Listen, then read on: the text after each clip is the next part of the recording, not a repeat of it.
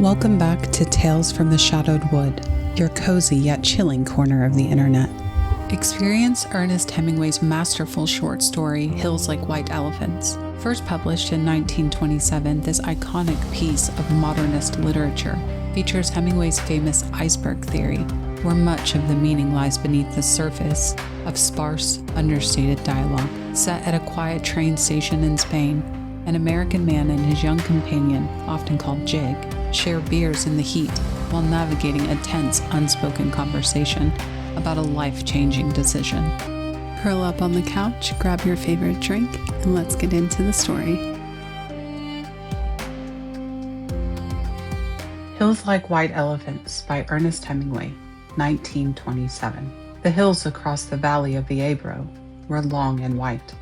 On this side, there was no shade and no trees, and the station was between two lines of rails in the sun. Close against the side of the station, there was a warm shadow of the building and a curtain, made of strings and bamboo beads, hung across the open door into the bar to keep the flies out. The American and the girl with him sat at a table in the shade, outside the building.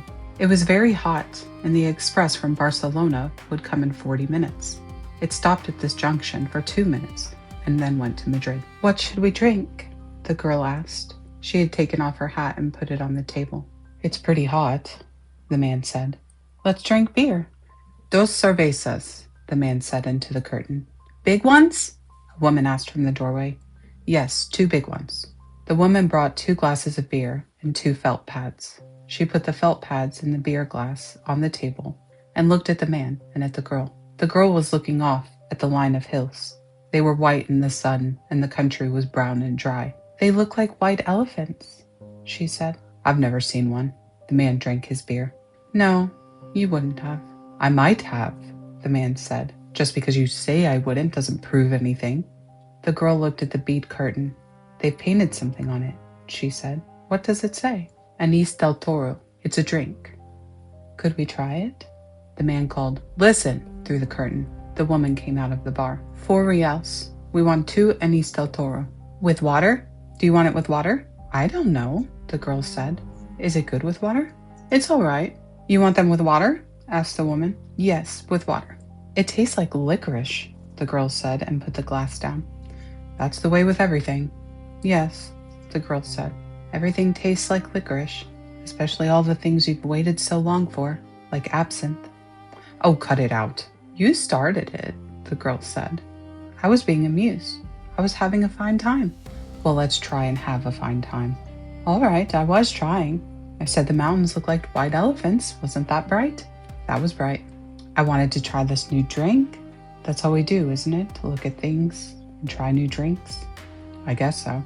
The girl looked across the hills. They're lovely hills, she said. They don't really look like white elephants. I just mean the coloring of their skin through the trees. Should we have another drink? All right. The warm wind blew the bead curtain against the table. The beer's nice and cool, the man said. It's lovely, the girl said. It's really an awfully simple operation, Jake, the man said. It's not really an operation at all. The girl looked at the ground the table legs rested on. I know you wouldn't mind it, Jake. It's really not anything. It's just to let the air in. The girl did not say anything. I'll go with you and I'll stay with you all the time. They just let the air in and then it's all perfectly natural. Then what do we do afterwards? We'll be fine afterwards, just like we were before. What makes you think so? That's the only thing that bothers us. It's the only thing that's made us unhappy. The girl looked at the bead curtain, put her hand out and took hold of 2 of the strings of beads. And you think then we'll be all right and be happy? I know we will. You don't have to be afraid. I've known lots of people that have done it. So have I, said the girl. And afterwards, they were all so happy. Well, the man said, if you don't want to, you don't have to. I wouldn't have you do it if you didn't want to, but I know it's perfectly simple. And you really want to? I think it's the best thing to do. But I don't want you to do it if you don't really want to. And if I do it, you'll be happy and things will be like they were and you'll love me? I love you now. You know I love you. I know, but if I do it, then it'll be nice again. And if I say things are like white elephants and you'll like it, I'll love it. I love it now. But I just can't think about it. You know how I get when I worry. If I do it, you won't ever worry? I won't worry about that because it's perfectly simple. Then I'll do it because I don't care about me. What do you mean? I don't care about me. Well, I care about you. Oh yes, but I don't care about me. And I'll do it and then everything will be fine. I don't want you to do it if you feel that way. The girl stood up and walked to the end of the station. Across on the other side were fields of grain and trees along the banks of the Ebro. Far away beyond the river were mountains. The shadow of a cloud moved across the field of grain, and she saw the river through the trees. And we could have all this, she said, and we could have everything, and every day we make it more impossible. What did you say? I said we could have everything. We can have everything. No, we can't. We can have the whole world. No, we can't. We can go everywhere. No, we can't. It isn't ours anymore. It's ours. No, it isn't. And once they take it away, you never get it back. But they haven't taken it away. We'll wait and see. Come on back in the shade, he said. You mustn't feel that way. I don't feel any way, the girl said. I just know things. I don't want you to do anything that you don't want to do, nor that isn't good for me, she said. I know. Could we have another beer? All right, but you've got to realize. I realize, the girl said. Can we maybe stop talking? They sat down at the table, and the girl looked across the hills on the dry side of the valley, and the man looked at her and at the table. You've got to realize, he said, that I don't want you to do it if you don't want to. I'm perfectly willing to go through with it if it means anything to you. Doesn't it mean anything to you? We could get along. Of course it does, but I don't want anybody but you. I don't want anyone else, and I know it's perfectly simple. Yes, you know it's perfectly simple. It's all right for you to say that, but I do know it. Would you do something for me now? I'd do anything for you. Would you please, please, please, please, please, please stop talking?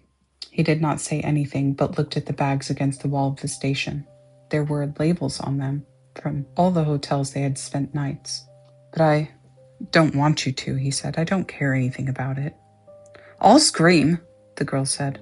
The woman came out of the curtain with 2 glasses of beer and put them down on the damp felt pads. The train comes in 5 minutes, she said. What did she say? Asked the girl. The train comes in 5 minutes. The girl smiled brightly at the woman to thank her.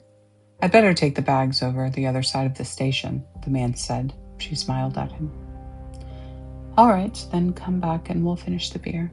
He picked up the 2 heavy bags and carried them around the station to the other tracks. He looked up the tracks but could not see the train coming back.